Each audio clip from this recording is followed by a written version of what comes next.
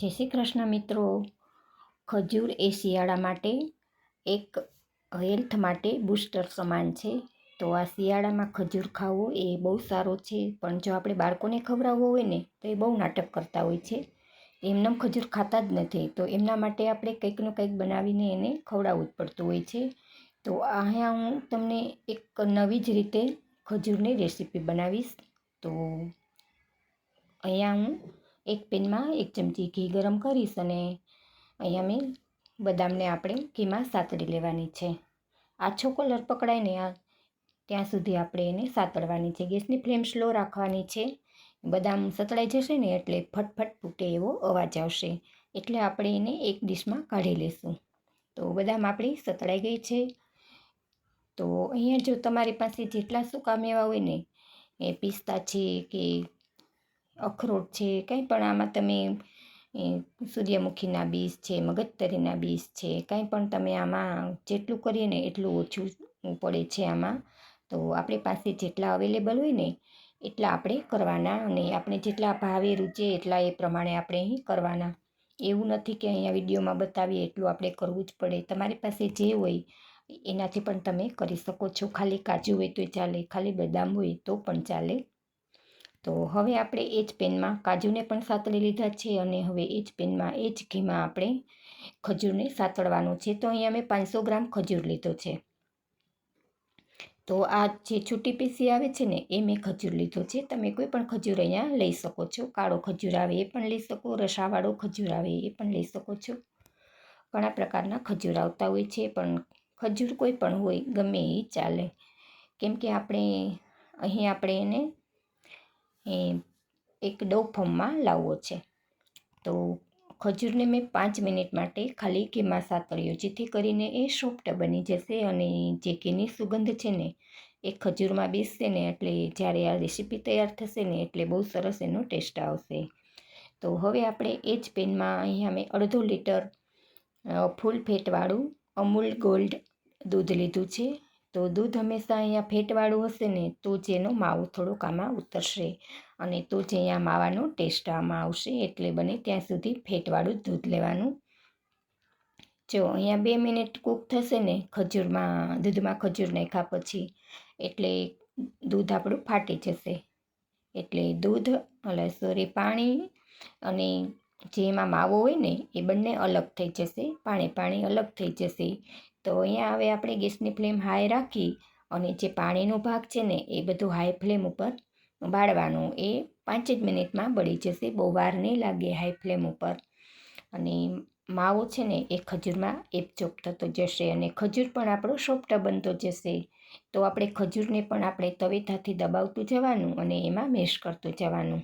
અને જો તમને એવું લાગે કે ખજૂર મારો કઠણ છે અને મેશ થતો નથી તવેથાથી, તો તમારે શું કરવાનું કે ગેસની ફ્લેમ બંધ કરી અને કડાઈને 2 મિનિટ માટે નીચે ઉતારી અને પોટેટાને મેસર આવે ને, પોટેટો મેસર કે કોઈ પણ તમે ગ્લાસ છે કે લોટી કોઈ પણથી તમે એને દબાવી અને મેશ કરી શકો છો. અને એકરસ થઈ જાય એટલે ફરી આપણે ગેસ ચાલુ કરી અને મીડિયમ ગેસની ફ્લેમ ઉપર એને આપણે કૂક થવા દેવાનું. જો આ રીતે કડાઈ છોડવા લાગે ને ત્યાં સુધી એને આપણે કૂક થવા દેવાનું. જો હજી આપણે બરાબર પરફેક્ટ બન્યું નથી, હજુ આપણે થોડું 5 મિનિટ માટે રહેવા દેવું પડશે. તો જો હવે તમે જોઈ શકો છો ને કે મસ્કો આપણો ડ્રાય થઈ ગયો છે, મતલબ કે પાણી એકદમ બળી ગયું છે દૂધનું. તો હવે આ સ્ટેજ ઉપર મેં ગેસની ફ્લેમ બંધ જ કરી દીધી છે અને કડાઈ આપણી ઉપર જ છે. તો આ સમયે મેં અહીં 1 વાટકી જેટલું ટોપરાનું ઝીણું ખમણ આવે છે ને એ કર્યું છે, અને કાજુ બદામને મેં અહીં ક્રશ કરીને કર્યા છે. તો જો ટોપરાનું ખમણ તમે ફ્રીજમાં રાખેલું હોય ને તો એને તમારે થોડીક વાર માટે એને પણ કડાઈમાં શેકી લેવાનું, જ્યાં સુધી ગરમ થાય ને બસ એટલું જ, વધારે નહીં.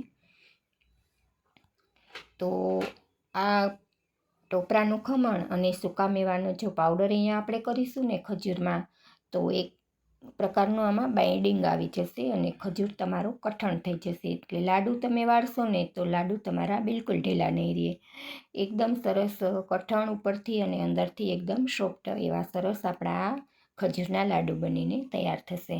અને જો તમારે અહીંયા સૂકા મેવાનું ક્રંચ જોતો હોય ને તો ઉપરથી થોડુંક અહીંયા કટિંગ કરી ઝીણું ઝીણું અને એ પણ તમે આમાં કરી શકો છો.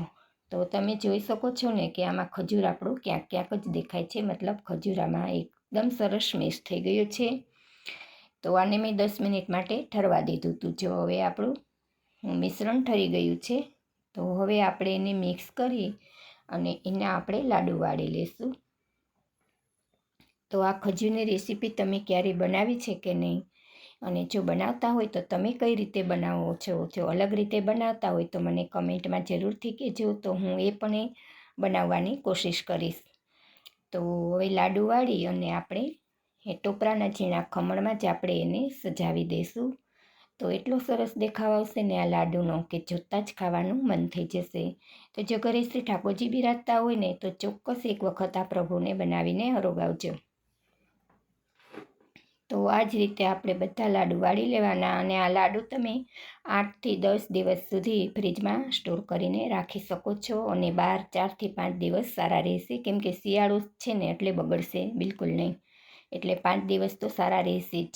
તો તૈયાર થઈ ગયા છે આપણા ખજૂરના લાડુ. તો જો આ રેસીપી તમને હેલ્પફુલ લાગતી હોય ને તો એક લાઈક આપી તમારા ગ્રુપમાં શેર કરજો, અને ચેનલ પર જો નવા જ છો ને તો સબસ્ક્રાઈબ કરવાનું બિલકુલ ભૂલતા નહીં. ફરી મળીશું એક નવી રેસીપીમાં. ત્યાં સુધી આપ સર્વને મારા જય Shri Krishna. Thank you for watching my video.